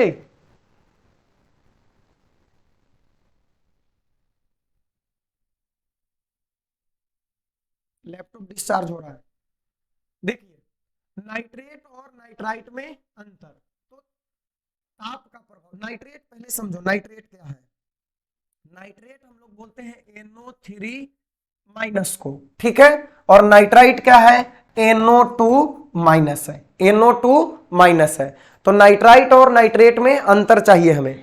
देखो नाइट्रेट क्या होता है, जैसे ताप का प्रभाव, टेम्परेचर का प्रभाव दोनों पे क्या पड़ेगा, तो अमोनियम नाइट्रेट से N2O गैस निर्गत होता है, ठीक है। और मेटल के नाइट्रेट से O2 गैस निर्गत होता है। मतलब जब हम अमोनियम नाइट्रेट को हीट करते हैं तो नाइट्रस ऑक्साइड गैस मिलता है, पता है नाइट्रस ऑक्साइड को लाफिंग गैस भी कहते हैं, नाइट्रस ऑक्साइड गैस मिलता है, ठीक है। वही धातु के नाइट्रेट को हीट करोगे तो ऑक्सीजन मिलेगा। जबकि अमोनियम नाइट्राइट को, देखो ये नाइट्रेट था, अमोनियम नाइट्राइट को हीट करोगे तो N2 गैस मिलेगा। अमोनियम नाइट्राइट को हीट करोगे तो N2 गैस मिलेगा। और एल्कली मेटल नाइट्राइट यानी क्षार धातुओं के नाइट्राइट को विघटित करोगे तो ये विघटित नहीं होते हैं, ठीक है। तनु HCl अम्ल का प्रभाव, तो देखो नाइट्रेट पर HCl का कोई प्रभाव नहीं पड़ता, NO3 पे HCl का कोई प्रभाव नहीं पड़ता, पर NO2 ब्राउन गैस, भूरे रंग का गैस निर्गत करते हैं, भूरा गैस निकलता है।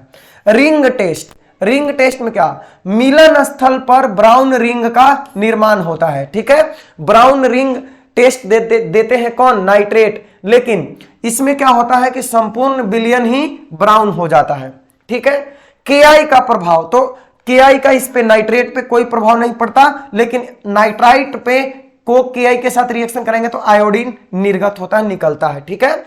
अम्लीय KMnO4 का यानी पोटेशियम परमैंगनेट का क्या प्रभाव, तो इस पे नाइट्रेट पे कोई प्रभाव नहीं, और इसमें क्या होता है, नाइट्राइट रंगहीन हो जाता है, कलरलेस हो जाता है, ठीक है। तो ये इतना इंपॉर्टेंट नहीं है, आप इसको स्किप कर सकते हो, बहुत ज्यादा इंपॉर्टेंट नहीं है, ठीक है। आगे बढ़ो। सफेद और, देखो ये इंपॉर्टेंट है, लाल फास्फोरस और सफेद फास्फोरस, इसमें अंतर पूछा जा सकता है, ठीक है। सफेद फास्फोरस और लाल phosphorus, white phosphorus and red phosphorus. तो ध्यान से देखो यहां पे बच्चों, भौतिक अवस्था, सफेद फास्फोरस मुलायम ठोस है, कैसा है, मुलायम ठोस है। लेकिन लाल फास्फोरस भंजक चूर्ण होता है, ठीक है, भंजक चूर्ण, पाउडर होता है, पाउडर, ठीक है। और सफेद फास्फोरस मुलायम ठोस होता है। रंग की बात करें तो नाम ही है सफेद, तो रंगहीन मोम जैसा सफेद, या फिर ऑक्सीजन की उपस्थिति में आएगा हल्का पीला हो जाएगा। लाल फास्फोरस का रंग कैसा होगा, लाल होगा। इसका जो संरचना होगा, सफेद फास्फोरस क्यूबिक होता है भाई, घनीय, और लाल फास्फोरस रोम्बोहेड्रल होता है, ठीक है। सफेद फास्फोरस का गंध लहसुन जैसी होती है, किसके जैसी, ठंडे में काम का चीज, लहसुन जैसी। और लाल फास्फोरस गंधहीन होता है, लाल फास्फोरस गंधहीन होता है, ठीक है। और गलनांक होता है, आंकड़े तो याद रखने नहीं है किसी चीज के, हमें आंकड़े मत याद रखा करो, याद नहीं रहेंगे। देखो सफेद फास्फोरस कार्बन डाइसल्फाइड में घुल जाता है, कार्बन डाइसल्फाइड में घुल जाता है, लेकिन लाल फास्फोरस कार्बन डाइसल्फाइड में नहीं घुलता, ठीक है। प्रकृति यानी सफेद फास्फोरस बहुत ज्यादा विषैला है, सफेद फास्फोरस विषैला है, लेकिन लाल फास्फोरस विषैला नहीं है। सफेद फास्फोरस बहुत अधिक क्रियाशील है, ठीक है, लेकिन लाल फास्फोरस कम क्रियाशील। इसका कारण हम बताए हैं जब पढ़ाए थे। तो संरचना इसका जो है 60 डिग्री का एंगल होता है, एंगल स्ट्रेन के कारण जल्दी टूट के और रिएक्शन कर लेता है।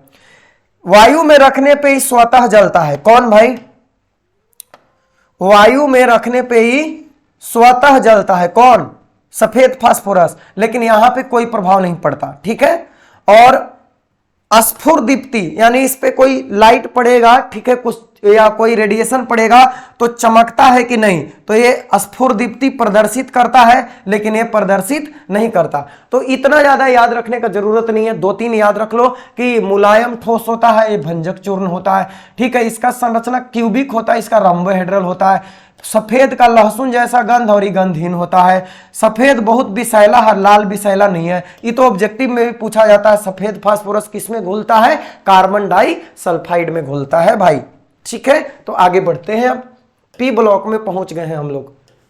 फिर देखो अमोनिया और फॉस्फिन में एकदम मोस्ट रिक्वायर्ड, ये एग्जाम में पूछा जा सकता है, अमोनिया और फॉस्फिन में अंतर। तो देखो इसमें अपना विशेष गुण होता है जिसको अमोनिकल गंध कहते हैं। इसका अपना एक विशेष गंध होता है जिसको अमोनिकल गंध कहते हैं।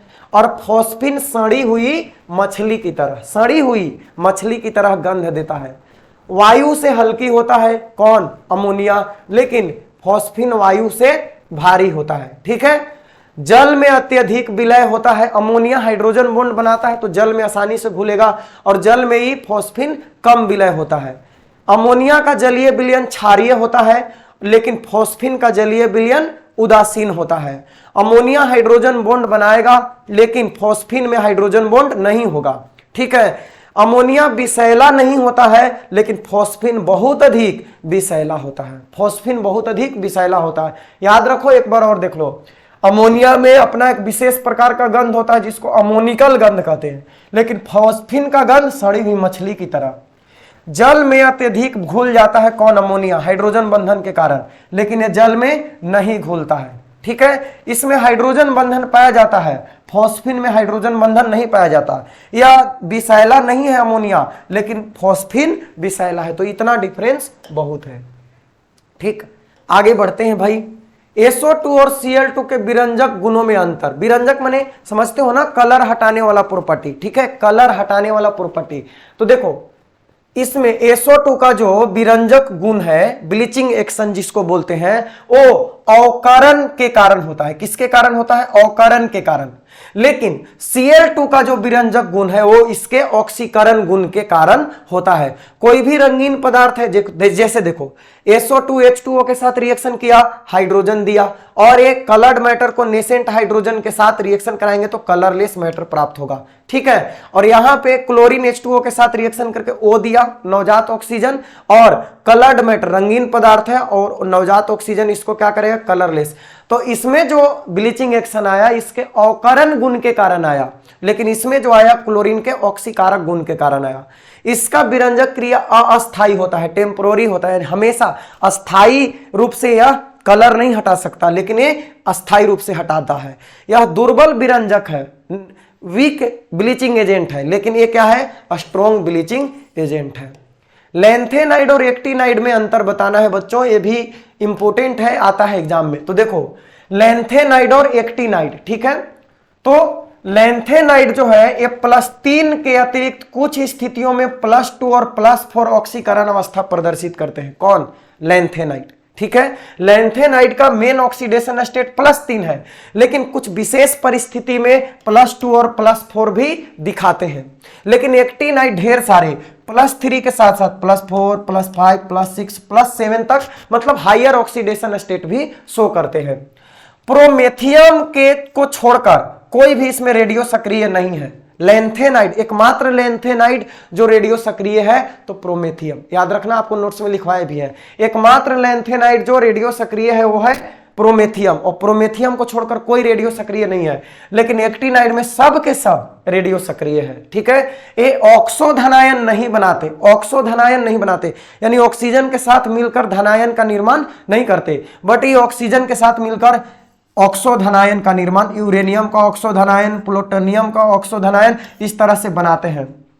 लैंथेनाइड के यौगिक कम क्षारीय होते हैं, लैंथेनाइड के यौगिक कम क्षारीय होते हैं और एक्टिनाइड के यौगिक अधिक क्षारीय होते हैं, एक्टिनाइड के अधिक क्षारीय होते हैं। इनमें संकुल बनाने की प्रवृत्ति कम होती है, यानी एक कॉम्प्लेक्स कंपाउंड का निर्माण कम करते हैं, कौन? लैंथेनाइड। लेकिन एक्टिनाइड कॉम्प्लेक्स कंपाउंड का निर्माण अधिक संख्या में करते हैं, अधिक मात्रा में करते हैं। तो ये था लैंथेनाइड और एक्टिनाइड के बारे में। अब देखो सब इनऑर्गेनिक का सबसे लास्ट चैप्टर और उसमें अंतर है उप सहसंयोजी एवं द्विक यौगिक में अंतर, यानी double salt and coordination compound में अंतर पूछा जा सकता है। तो आप देखो डबल साल्ट में क्या होते हैं कि इनमें कंस्टिट्यूएंट सिंपल साल्ट इक्विमोलर अनुपात में रहते हैं। किसमें रहते हैं? इक्विमोलर अनुपात में, समान अनुपात में रहते हैं। क्या? जो साल्ट होते हैं कंस्टिट्यूएंट साल्ट, ठीक है, जिन लवणों से के वाष्प को, जैसे बनता कैसे है कोऑर्डिनेशन कंपाउंड या डबल साल्ट, अलग अलग प्रकार के साल्ट है, उनको अलग अलग या एक ही बर्तन में उनका वेपर बनाए गर्म करके और इकट्ठा करके फिर सॉलिड में कन्वर्ट कर लिए, तो वही बन जाता है डबल साल्ट या कोऑर्डिनेशन कंपाउंड। तो इनमें जो अवयवी साल्ट होते हैं वो इक्विमोलर, समान मोलर अनुपात में होते हैं, लेकिन कोऑर्डिनेशन कंपाउंड में ऐसा कोई जरूरी नहीं है कि इक्विमोलर अमाउंट में हो। और बताए थे डबल साल्ट सिर्फ ठोस अवस्था में ही अस्थायी होते हैं, जलीय विलयन में अपनी पहचान खो देते हैं, लेकिन कोऑर्डिनेशन कंपाउंड ठोस के साथ साथ जलीय विलयन में भी अपनी आइडेंटिटी बनाए रखते हैं। ठीक है, जलीय विलयन में डबल साल्ट अपने आयनों में डिसोसिएट हो जाते हैं, आयन में टूट जाते हैं, लेकिन कोऑर्डिनेशन कंपाउंड अपने आयन में नहीं टूटते, 100% नहीं टूटते। ठीक है, उसके बाद डबल साल्ट अपने सभी आयन का जलीय विलयन में धनात्मक जांच देते हैं, लेकिन कोऑर्डिनेशन कंपाउंड अपने सभी आयनों का धनात्मक जांच नहीं देते। तो चलो एक बार देख लेते हैं। एक केवल ठोस अवस्था में रहते हैं, कौन? डबल साल्ट, अस्थायी होते हैं, और ठोस और विलयन दोनों अवस्थाओं में अस्थायी होते हैं। ये विलयनों में अवयवी आयन में विघटित हो जाते हैं, अपने आयनों में टूट जाते हैं, लेकिन ये विलयन में अपने अवयवी आयनों में विघटित नहीं होते हैं। इनमें आयनिक बॉन्ड होता है, किसमें? डबल साल्ट में, लेकिन कोऑर्डिनेशन कंपाउंड में आयनिक भी होता है और कोऑर्डिनेट बॉन्ड भी होता है। आयनिक कहाँ होता है? तो कोऑर्डिनेशन स्फीयर के बाहर और अंदर वाले जो स्पीसीज होते हैं उनके बीच आयनिक बंधन, और केंद्रीय धातु परमाणु और लिगेंड के बीच में कोऑर्डिनेट बॉन्ड होता है।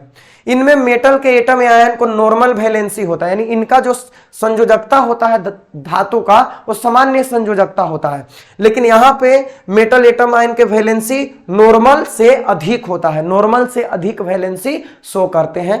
तो ये हो गया हमारा इनऑर्गेनिक। अब आते हैं ऑर्गेनिक में। ठीक है, मोस्ट एक्सपेक्टेड, सबसे ज्यादा बहुप्रतीक्षित और सबसे ज्यादा परेशान करने वाला टॉपिक। तो ये है हमारा अंतर ऑर्गेनिक में। कहां तक पहुंच चुके हैं? ज्यादा लगता है कि अब नहीं है।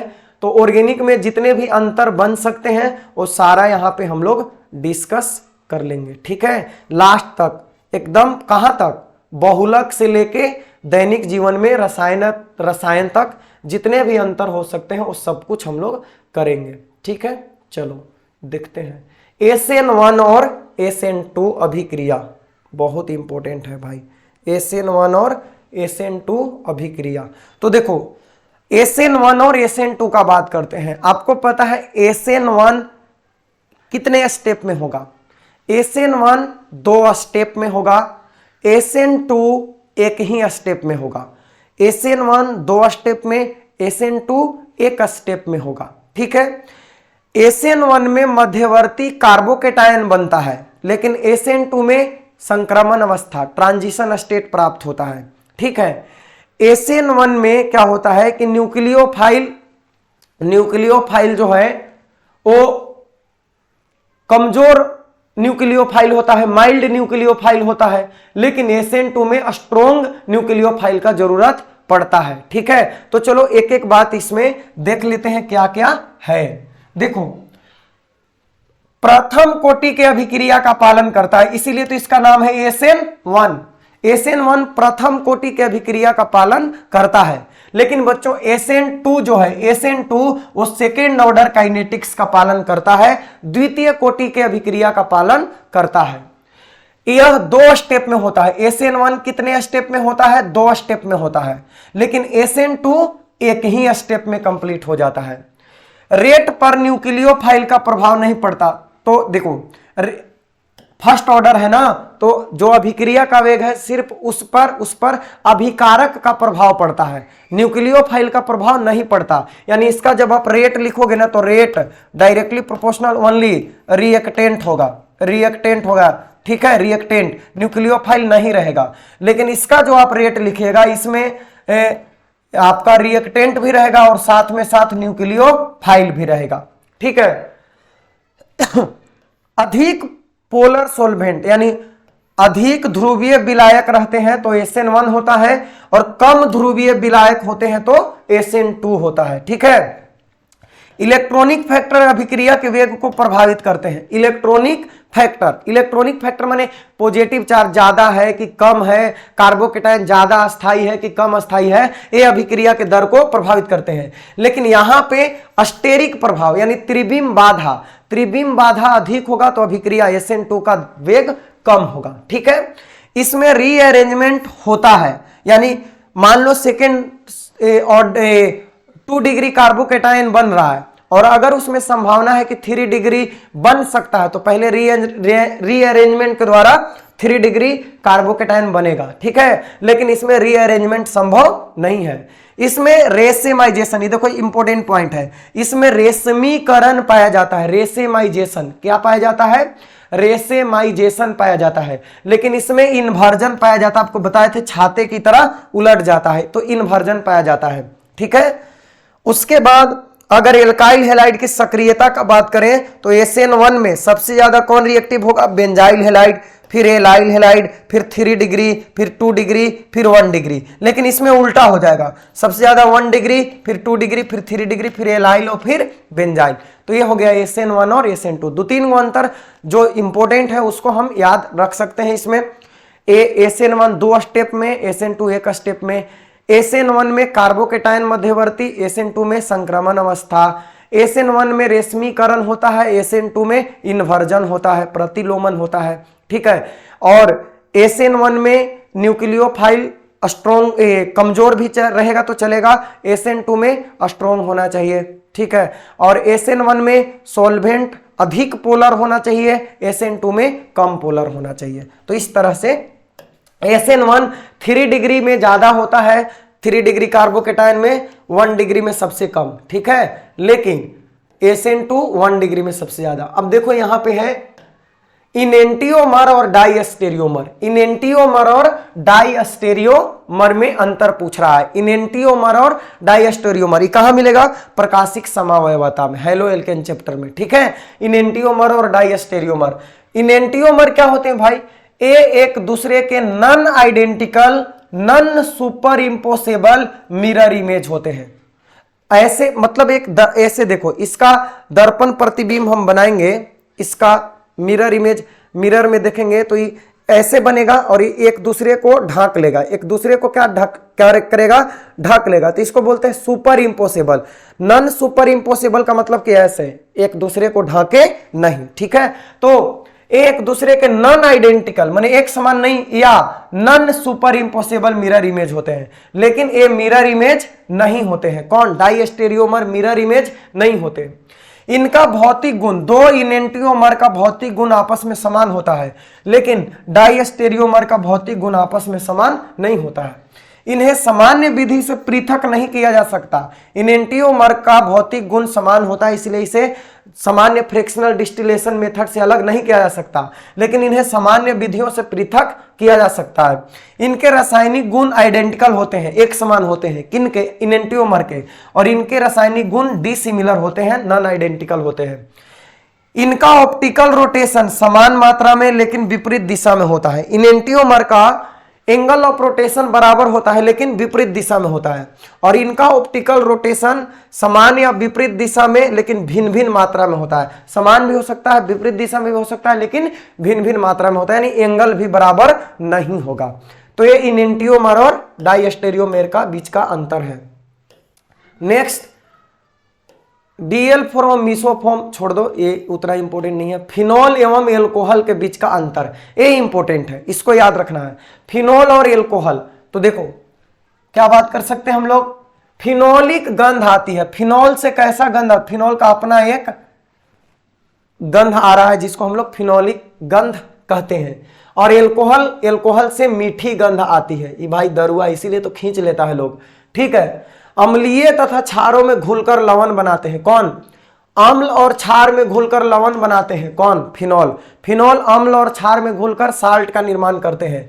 लेकिन एल्कोहल उदासीन है और क्षार के साथ कोई अभिक्रिया नहीं करते।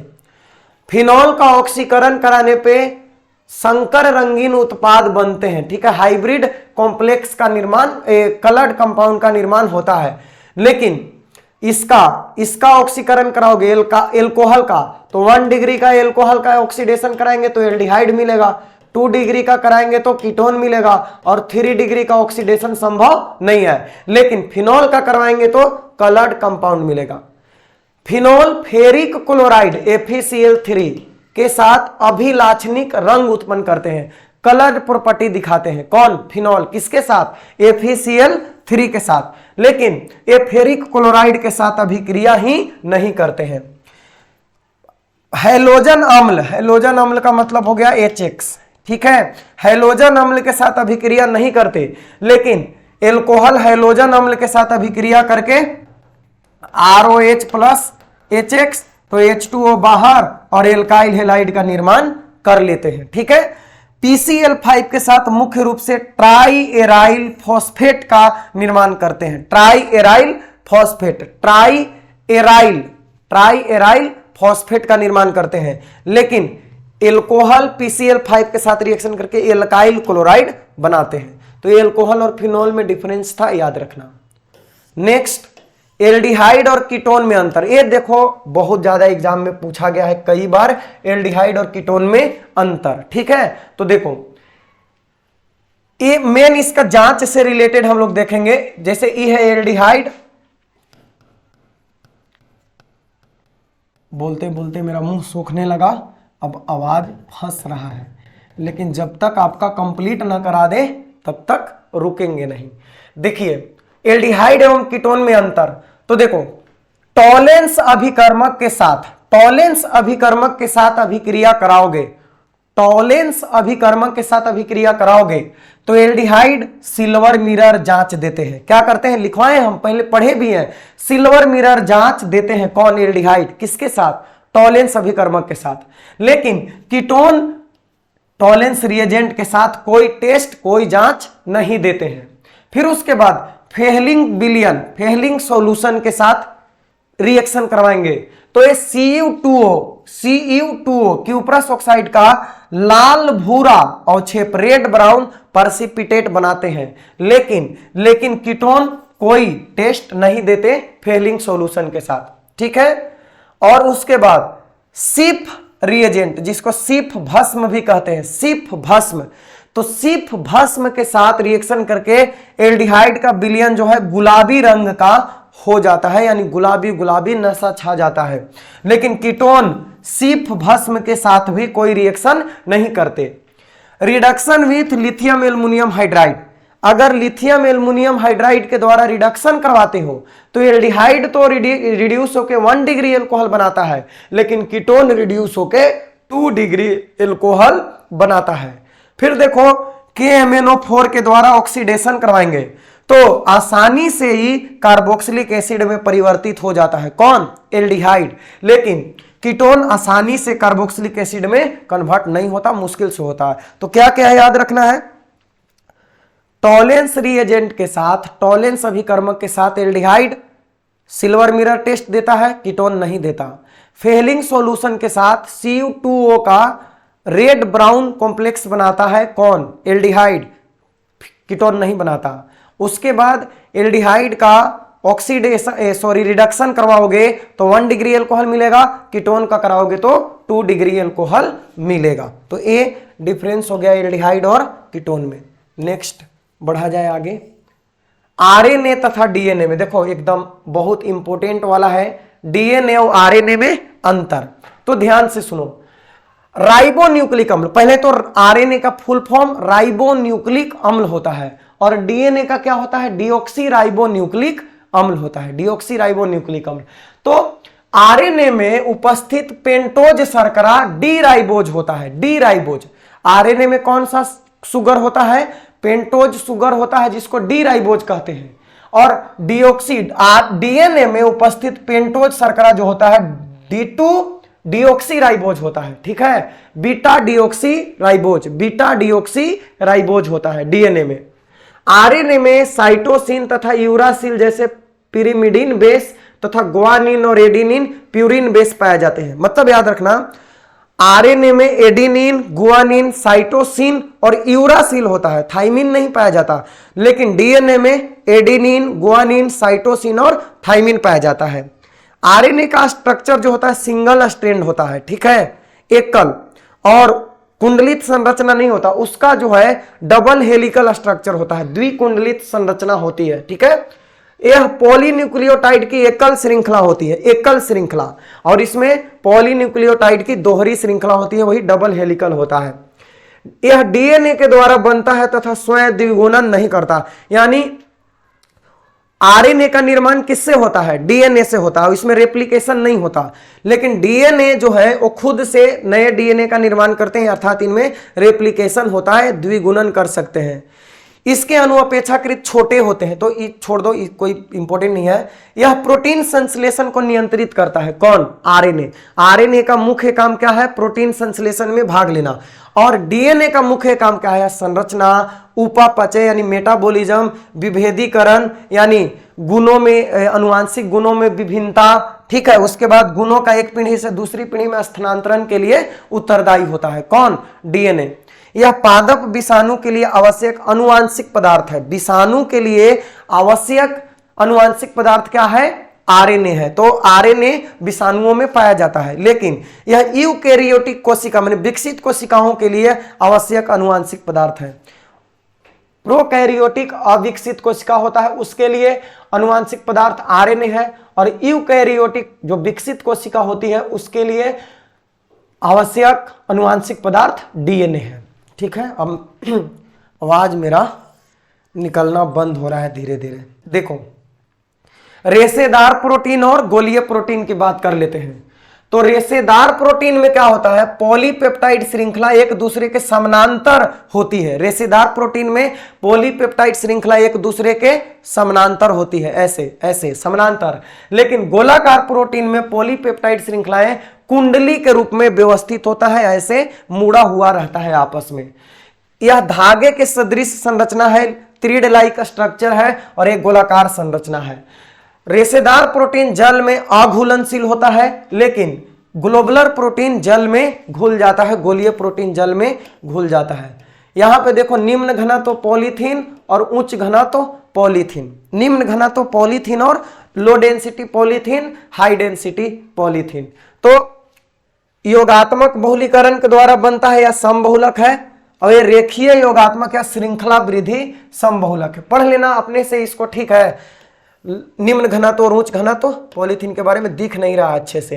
एडिशन पॉलीमर और कंडेंसेशन पॉलीमर, योगात्मक बहुलक और संघनन बहुलक के बारे में। तो देखो, एडिशन पॉलीमर में, योगात्मक बहुलक में क्या होता है कि मोनोमर के समान रिपीटिंग स्ट्रक्चर, यानी एक ही प्रकार के एकलक के अणु जुड़ जुड़ के और बहुलक का निर्माण करते हैं। और संघनन में क्या होता है कि भिन्न भिन्न प्रकार के मोनोमर भी हो सकते हैं। इसमें किसी प्रकार का कोई लॉस नहीं होता, जैसे कोई H2O, NH3, HF इस तरह के कोई अणु का निष्कासन नहीं होता, सिर्फ जुटता है। लेकिन संघनन बहुलकरण में H2O, NH3, HCl, ROH जैसे छोटे छोटे अणु बाहर निकलते हैं। मोनोमर में, एडिशन पॉलीमर में, मोनोमर्स में सामान्यतः एक क्रियाशील समूह होता है, एकलक में एक ही क्रियाशील समूह होता है। लेकिन कंडेंसेशन पॉलीमर में एक से अधिक हो सकते हैं, बाई फंक्शनल ग्रुप इसमें होता है। जैसे ध्यान सुनो, पॉलीथीन बनता है, पॉलीथीन एक योगात्मक बहुलक है, इथिलीन से बनता है।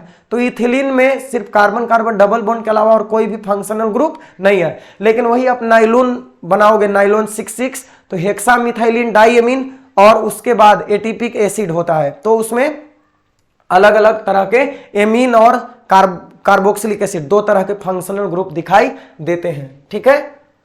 उसके बाद एग्जाम्पल की बात करो, पॉलीथीन, पीवीसी, पेन, जिसमें पॉली लगा हुआ है, पॉली, वो सब एडिशन पॉलीमर होगा, जैसे पॉलीविनाइल क्लोराइड, पॉली एक्राइलोनाइट्राइड, पॉलीथीन, ठीक है, पॉलीएमाइड, ये सब। और जो स्पेशल नाम है तो वो सब क्या है, संघनन बहुलक होगा, खत्म। तो इस तरह से बच्चों डिफरेंस वाले जितने भी सवाल होते हैं खत्म हो गया, खल्लास, ठीक है, खल्लास। अंतर वाले जितने भी प्रश्न बन सकते थे आपके फिजिकल, ऑर्गेनिक और इनऑर्गेनिक से, यानी पूरे सिलेबस में जितने डिफरेंस वाले क्वेश्चन बन सकते थे सारा मैंने एक ही शॉट में निपटा दिया, ठीक है। अब अगर मेरा मेहनत पसंद आया, लगा कि वीडियो हेल्पफुल है, ठीक है, लगातार आदमी कोई मेहनत कर रहा है, तो इसको जरा ग्रुप वगैरह में थोड़ा शेयर करो, थोड़ा सा आप भी एनर्जी दिखाओ, ठीक है। कोई से कुछ चीज गेन करते हैं तो उसके लिए थोड़ा सा अगर आप कुछ मेहनत कर देते हो तो दोनों का मेहनत सफल हो जाता है। आप भी एहसान फरामोश नहीं होते हो, आपने भी थोड़ा सा उसके लिए, जो आपके लिए मेहनत कर रहा है उसके लिए थोड़ा थोड़ा काम करना चाहिए। तो थोड़ा फैलाओ इस वीडियो को, ठीक है। देखते हैं इस वीडियो पे, हम उम्मीद करते हैं बाकी सारे वीडियो से ज़्यादा व्यू की उम्मीद करते हैं, ठीक है। तो ठीक इसी तरह के ई वन शॉट वाले सीरीज का हमारा दूसरा वीडियो था। इससे पहले हम लोग फिजिकल केमिस्ट्री के पिछले 10 वर्ष के जितने भी प्रीवियस ईयर क्वेश्चन थे उसका वन शॉट कर चुके हैं। अगर आपने वो वीडियो नहीं देखा तो मैं उसका लिंक इसके डिस्क्रिप्शन में दे दूंगा, पहले आप उस वीडियो को देख लो, इंपॉर्टेंट है। उसके बाद अभी ऑर्गेनिक में कुछ काम और हम लोग करेंगे, उसके बाद फिर लौट के ऑब्जेक्टिव क्वेश्चन सबसे लास्ट में महामैराथन हमारा 3-3 घंटा 4-4 घंटा का एग्जाम से पहले 3-4 दिन पहले करवाएंगे आपको। तो थैंक्स फॉर वॉचिंग बच्चों, मिलते हैं नेक्स्ट सेशन में।